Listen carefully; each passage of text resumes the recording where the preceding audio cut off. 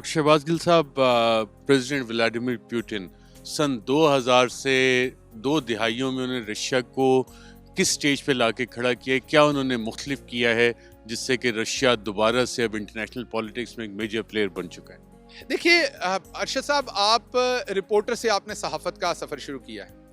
अगर मैं आपसे पूछूं कि अगर एक रिपोर्टर अपने काम से मोहब्बत नहीं करता, वो अपनी सहाफत से इश्क नहीं करता, वो अपनी खबर से इश्क नहीं करता, वो अपनी खबर के ऊपर प्राइड नहीं लेता, भले उसे बर्फ़ में खड़े होकर काम करना पड़े, भले उसे पानी में खड़े, भले उसे भूखे रह के काम करना पड़े। बहुत सारे सहाफ़ी हैं पाकिस्तान में और दुनिया में, बहुत सारी जगहों पर जिन्हें तनख्वाही नहीं मिलती वक्त पर, लेकिन वो जब रिपोर्टिंग कर रहे होते हैं वो ऐसे कर रहे होते हैं जैसे उनसे बड़ा मालदार आदमी कोई नहीं है। वो उसकी वजह ये होती है कि आप अपने काम में प्राइड लेते हैं। तो जो भी हुक्मरान अपनी कौमियत में, अपने नेशनलिज्म में, अपने काज में प्राइड नहीं लेता, वो कभी भी कामयाब हुक्मरान नहीं बन सकता। अगर आप इनकी एग्जाम्पल्स देखें तो पीटर हो या कैथरीन हो, या आप नेपोलियन देखें, या दुनिया में कहीं पे भी कोई भी हुक्मरान देखें जिसने जंगों में या इकोनॉमिकली कहीं पर कुछ जीता है अपने मुल्कों के लिए, तो उन्होंने अपनी कौम के ऊपर, अपने नेशनलिज्म के ऊपर, अपने कॉज के ऊपर प्राइड लिया है। अगर आप पुतिन को देखें तो उन्होंने यही किया है। पुतिन जो है वो दुनिया को 2 पोल्स में देखते हैं, एक पोल रेस्ट ऑफ द वर्ल्ड और एक पोल रशिया। वो इतना अहमियत देते हैं अपने लोगों को। उन्हें ये लगा, अभी कल की उनकी स्टेटमेंट है, परसों की अगर आप देखें तो उन्होंने ये कहा कि जब रशियन फेडरेशन टूटा तो रशिया रॉब हुआ और पूरी दुनिया ने खड़े होकर देखा। तो आप देखें कि उनका अपनी कंट्री के लिए, अपने प्राइड के लिए क्या जज्बा है। इसी तरीके से जब मैं प्राइम मिनिस्टर इमरान खान के साथ काम करता हूं, अब भले हमारे इकोनॉमिक हालात ठीक नहीं है, भले हमारे पास उतनी फाइनेंशियल स्पेस नहीं है जितनी, रशिया तो एक सुपर पावर था, सुपर पावर हाथी आप कहते हैं जो है वो जिंदा अगर लाख का है तो मरा हुआ भी 10 लाख का होता है। तो वो तो सुपर पावर था। हमें तो जो मुल्क मिला प्राइम मिनिस्टर इमरान खान को, लुटा पुटा मुल्क मिला। 20 अरब डॉलर का करंट अकाउंट डेफिसिट था, 7 अरब डॉलर के फॉरेन रिजर्व थे जो आज 22 के हैं। करंट अकाउंट डेफिसिट खत्म किया। 60 अरब की इंपोर्ट थी, 20 अरब की एक्सपोर्ट थी, आज एक्सपोर्ट 30 अरब की। आज आपकी इंपोर्ट जो है उसको भी कटेल करने की कोशिश की। उसके साथ साथ एग्रीकल्चर रिफॉर्म्स की, एग्रीकल्चर में पैसा गया, लार्ज स्केल मैन्युफैक्चरिंग ऊपर गया, आपका कंस्ट्रक्शन सेक्टर उठाया, आपके किसान को उठाया, आपके मजदूर को उठाया। तो ये सब कुछ इसी तरह से व्लादिमीर पुतिन ने भी यहाँ पर 195 बिलियन डॉलर की इकोनॉमी मिली थी जिसको वो 1.6 ट्रिलियन पर लेके गए हैं। और फोकस क्या है? अपनी कौम के ऊपर, अपने नेशनलिज्म के ऊपर। सबसे पहले उन्होंने रशिया को रखा, रशियन अवाम को, रशियन इंटरेस्ट को। बहादुर फैसले किए, बोल्ड फैसले किए अपने इकोनॉमिक। और उसी तरीके से प्राइम मिनिस्टर इमरान खान को अगर आप देखें तो कोविड में उन्होंने बहादुर फैसले किए, क्रिटिसिज्म लिया। बहुत सारे लोगों ने कहा इन पे FIR दे देनी चाहिए, इन्हें जेल में डाल दें, ये पाकिस्तानियों को कत्ल करवाना चाहते हैं, यहाँ पर अगर कोविड फैल गया तो कौन जिम्मेदार होगा। ये नहीं सोच रहे थे वो, जो प्राइम मिनिस्टर इमरान खान उस टाइम सोच रहे थे कि अगर हमने लॉकडाउन कर दिया तो हमारे गरीब का क्या होगा। हमने, क्योंकि प्राइम मिनिस्टर ये समझते हैं सिद्ध के दिल से कि हमने गरीब को बचाने की कोशिश की, जिसकी वजह से अल्लाह ने हम पर रहमत की। और दुनिया में शायद जो एक आध मुल्क है वो पाकिस्तान है जिसके करीब से कोविड गुजरा। नुकसान हुआ ऑफ कोर्स, लेकिन उतना नहीं हुआ जितना दुनिया के दूसरे इलाकों में हुआ।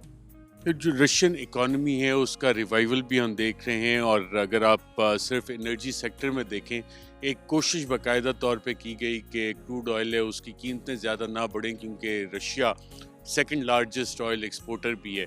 अब जब दोबारा से तेल की कीमतें बढ़ रही हैं, समझते हैं रशियन इकोनॉमी को इसका फ़ायदा होगा, जबकि वेस्टर्न वर्ल्ड और एक सिविलाइजेशनल डिफरेंस है चीज़ों को देखने का, वो सैंक्शंस की बात करता है, लेकिन रशियन इकोनॉमी को उन्हीं के जितने असरात हैं उससे फ़ायदा होगा।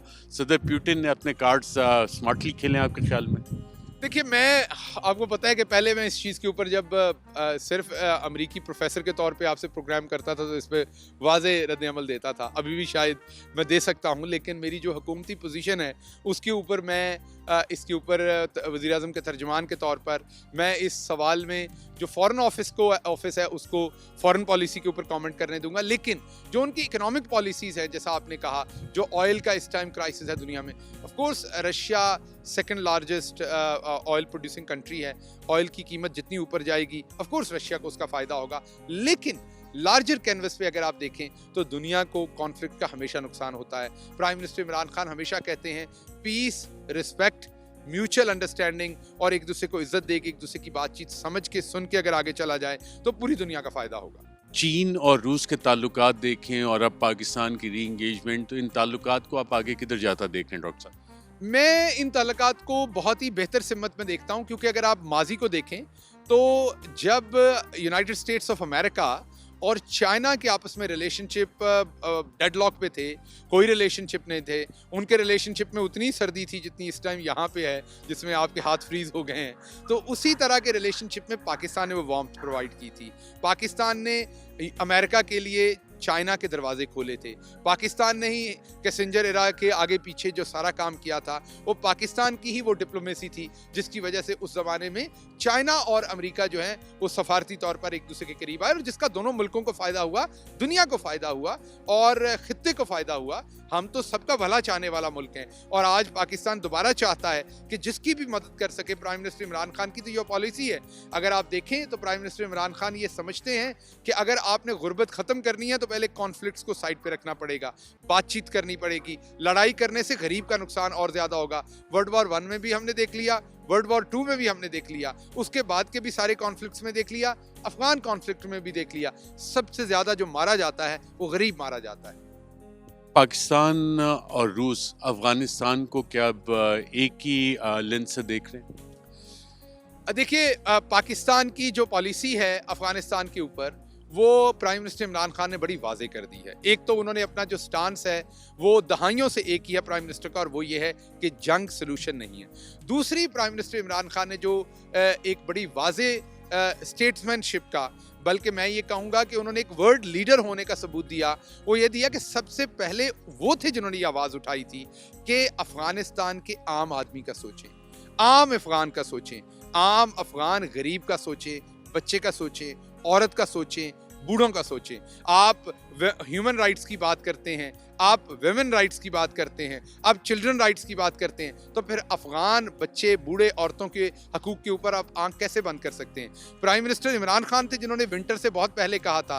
आप देख सकते हैं यहाँ कितनी सख्त सर्दी है, ये मिलते जुलते वेदर हैं अफगानिस्तान के इलाकों के और यहाँ के। तो प्राइम मिनिस्टर ने बहुत पहले कह दिया था कि वहाँ खुराक की भी ज़रूरत है, वहाँ एनर्जी की भी ज़रूरत है, वहाँ उन लोगों को शेल्टर की ज़रूरत भी है, आपकी इमदाद की ज़रूरत है। तो जब कोई भी मुल्क अफगानिस्तान की तरफ अपनी पॉलिसी बनाए तो प्राइम मिनिस्टर इमरान खान का वाज़ेह मौक़िफ़ था कि पहले इंसानियत के बारे में सोचें। International interest, international conflict, international strategies वो सब बाद में आती हैं, सबसे पहले इंसानियत आती है। तो प्राइम मिनिस्टर की ये जो लाइन है, हमें बड़ी खुशी है कि रशिया भी उसी नज़र से देखता है कि अफ़गान अवाम का जो है इंटरेस्ट है उसको देखा जाए। और हमें ये खुशी है कि बहुत सारी वेस्टर्न वर्ल्ड भी अब उसी नज़र से देखती है। हमें खुशी है चाइना भी उसी नज़र से देखता है। तो प्राइम मिनिस्टर इमरान खान ने ये जो एक इनिशिएटिव लिया था और उसको फिर पूरी दुनिया ने उसी लाइन को, मैं ये कहूँगा कि इंडोर्स किया है या उसी लाइन को अपनाया है या उसी लाइन को बेहतर कहा है, तो ये पाकिस्तान के लिए प्राइड है। पाकिस्तान के लिए दो बहुत बड़े प्राइड हैं। एक, पाकिस्तान ने जो बगैर किसी डर के इंसानियत के लिए स्टैंड लिया, अफगान इंसानियत और दुनिया में हर जगह इंसानियत, भले कश्मीर हो, भले अफगानिस्तान हो, भले कोई जगह हो, वहाँ इंसानों के लिए जो स्टैंड लिया। इससे दूसरा, जो पाकिस्तान ने टेररिज्म के अगेंस्ट वॉर जीती, हमारी बहादुर अफवाज ने अपने खून का कतरा कतरा बहा के, और कितनी शहादतें हमारी अफवाज ने दी। जो लोग हमारी अफवाज के ऊपर क्रिटिसिज्म करते हैं वो कभी मॉस्को आए, देखें यहाँ ये लोग अपनी अफवाज जो 1600 में, 1500 में, 1200 में इनके लोग शहीद हुए हैं, उनको किस तरीके से ऑनर करते हैं, उनको किस तरीके से ये प्रेस्टिजियस समझते हैं, उनके नाम के ऊपर कितना प्राइड लेते हैं आज भी, उनके मॉन्यूमेंट्स को, उनकी जगहों को कैसे ये विजिट करते हैं अकीदत से। तो हमें समझ आनी चाहिए कि बहादुर और जफाकश अफवाज ही कौमों की अजमत का निशान होते हैं। भले आपने जंग ना लड़नी हो, लेकिन उसके बावजूद जब तक आपके बाजू मजबूत ना हो, तब तक आप एक जिम्मेदार और सॉवरेन स्टेट नहीं बन सकते। एक बात याद रखिएगा कि तलवारें ही जो हैं वो अमन की ज़मानत होती हैं। सिर्फ मुस्कुराहट अमन की ज़मानत नहीं होती। जब तक बैलेंस ऑफ पावर ना हो तो अमन कायम नहीं होता। तो तलवारें ही या जो हथियार होते हैं, जो दूसरे लफ्ज़ों में अगर आप कहें, एक कामयाब, ताकतवर, तगड़ी फ़ौज, जिस तरीके की आज हमारी पाक आर्मी है, जिस तरीके की आज हमारी पाक फ़ज़ाइया है, जिस तरीके की आज हमारी पाकिस्तान नेवी है, इस तरह की हर मुल्क चाहता है कि उनके पास एक तगड़ी फ़ौज हो, क्योंकि तगड़ी फ़ौज जो अपने मुल्क के लिए मर मिटने को तैयार हो, वही कामयाबी की उस कौम के लिए और उस खित्ते के अमन की जमानत होती है।